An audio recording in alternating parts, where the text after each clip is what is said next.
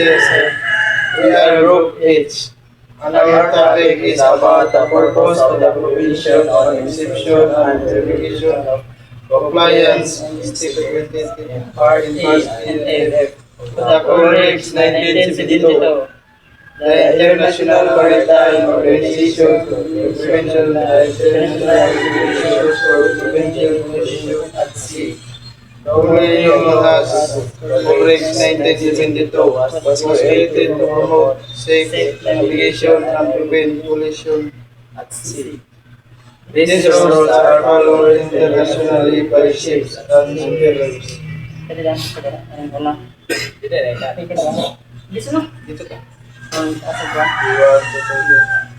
Overall purpose of Part E and F. Together, Part E and F balance safety and practical in maritime navigation. Part E provides responsible flexibility for other ships, while Part F ensures that ships operating at sea comply with safety regulations to protect lives, property, and the maritime environment. Part A of the colregs contains provision regarding exemptions. These exemptions apply mainly to ships contracted before certain requirements enter into force. This means that some older ships cannot be required to comply with new technical standards for navigation like sound signal compliance, maneuvering signal equipment for purpose of exemption. The main purpose of the exemption is to provide flexibility for the service.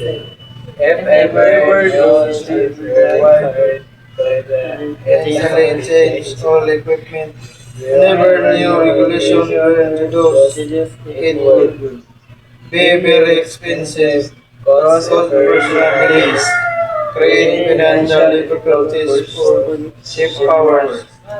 Therefore, exemptions allow a reasonable transition period while still maintaining national safety. While exemptions are important because many vessels were built before modern technology become available. Some ships cannot easily be modified due to their design.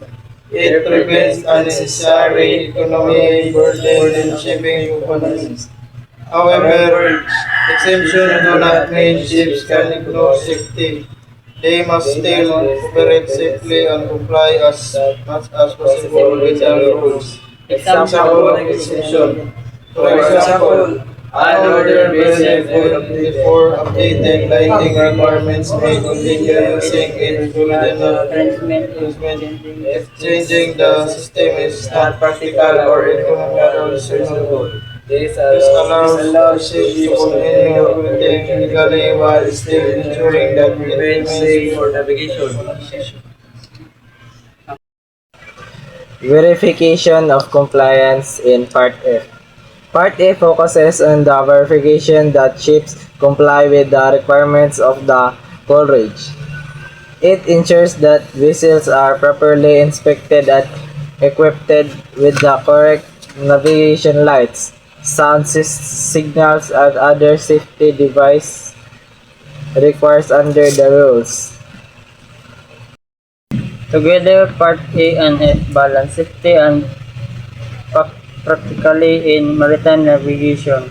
Part A provides reasonable flexibility for older ships, while Part F ensures that ships operating at sea comply with safety regulations to protect lives, property, and the maritime environment. Reasoning for granting exemptions. The exemptions help older vessels continue operating without requiring immediate and costly modification. This prevents financial hardships for ship powers while still maintaining navigational safety standards as much as possible. Good evening, everyone. Good evening, sir. This is the purpose of exemption in Part E. Part E of the International Maritime Organization Convention on the International Regulation for Prevention, Coliseum at Sea, colregs, 1972 allows certain ships to be exempted from specific technical requirements, especially regarding lights, ships, and sound signaling equipment. These exemptions are mainly given to ships built before the updated rules come into force. And that's it. Thank you. What is Part A and Part A of the colregs? Contain provision regarding exemption. This exemption apply mainly to ships constructed before certain amendments or requirements entered into the force. This means that some older ships may not be required to immediately comply with new technical standards for navigation like ship sound signaling appliance, maneuvering signal equipment. Purpose of exemption. The main purpose of exemption is to provide flexibility for older vessels. If every old ship were required to instantly change all equipment whenever new regulations were introduced, it would be very expensive, cause operational delays, create financial difficulties for ship owners. Therefore, exemption allow a reasonable transition period while still maintaining navigation safety. Why exceptions are important? Exceptions because many vessels were built before modern technology became available. Some ships cannot easily be modified due to their design. If prevent unnecessary economic burden on the ship companies. However, exceptions do not mean a ship can ignore safety. They must still operate safely and comply as much as possible with the rules. Example, exception for older vessels built before update lightning requirement may continue using its original arrangement if change the system is not practical, economy reasonable. This allows the ship to continue operating with while still ensuring that it remains safe and for navigation. Part E. Exemptions of colregs Rule 38. The purpose of Part E is to provide temporary exemptions for older ships that were already built under construction before 1972 colregs entered into force.